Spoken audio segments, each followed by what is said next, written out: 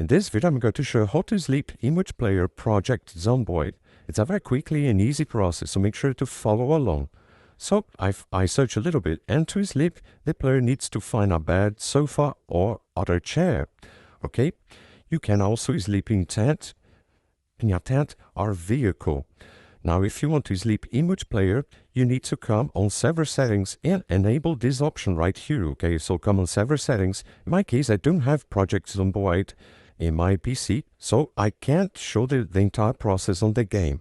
But I search, and you just need to do this process. Click on server settings, click on players, and you will see your sleep allowed. I need to turn on this option, and sleep needed, you need to turn on true.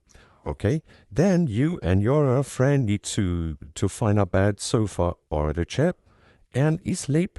Then you will sleep in Project Zomboid Multiplayer. I hope I help you how to sleep in Multiplayer Project Zomboid. So if this video helped you in any way, hit the like button and subscribe to our channel to receive us footsteps.